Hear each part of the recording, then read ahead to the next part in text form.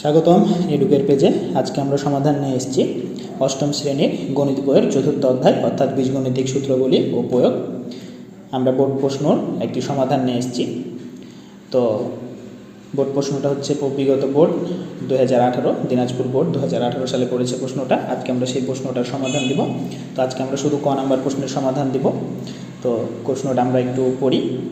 উদ্দীপকে দেওয়া আছে x + 1/x = হচ্ছে 4 এবং x <1।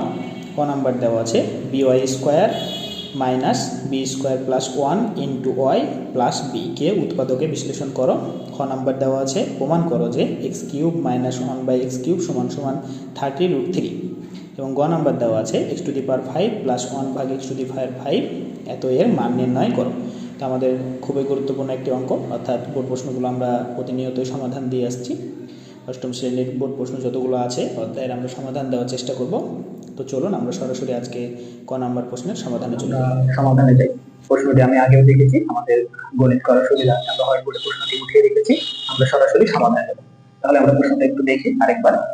by² - b² + 1 * y + হচ্ছে b কে উৎপাদকে বিশ্লেষণ করো।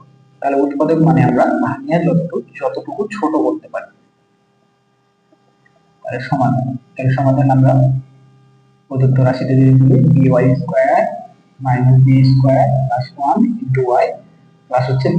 তাহলে এখানে দেখেন y b² + 1 এর সাথে গুণ আকারে আছে। তাহলে আমরা যদি গুণটা করে দিই তাহলে by² - by এর সাথে গুণ করলে হয় b²y প্লাস এ মাইনাস, এখানে মাইনাস হবে, তাহলে হচ্ছে y প্লাস হচ্ছে b।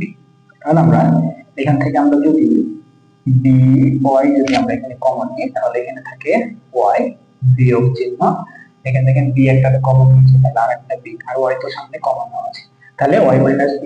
তাহলে এটার সাথে আমরা যদি এইটুকু গুণ করি, এটার সাথে যদি এইটুকু গুণ করি তাহলে আমরা এইটুকু পাবো। তারপরে আছে দেখেন মাইনাস, আমরা যেটা কমন নিয়েছি ব্র্যাকেটের মধ্যে সেটা আমরা বসিয়ে দেব।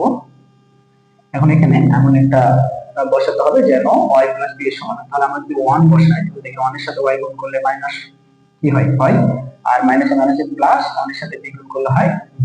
তাহলে আমরা এই দুইটা থেকে আমরা একটা বসাবো y - b, আর একটা হচ্ছে by - হচ্ছে by - হচ্ছে 1। এইটাই আমাদের অ্যানসার। তো আজকে আমরা খুবই ছোট একটি অঙ্কের সমাধান দিলাম। আগামীকাল খ এবং তারপরে ক নম্বর অঙ্কের সমাধান দিব। ভালো থাকবেন, সুস্থ থাকবেন, এডুকেয়ারের পাশে থাকবেন এবং আমাদের পেজটা যারা ভিডিও প্রতিনিয়ত দেখছেন তারা ফলো করে দেবেন, কমেন্ট করবেন। যদি কারো সমস্যা হয় অঙ্ক বুঝতে, অবশ্যই আমাদের কমেন্ট সেকশনে কমেন্ট করবেন, আমরা সমাধান দেওয়ার চেষ্টা করব। ধন্যবাদ সবাইকে।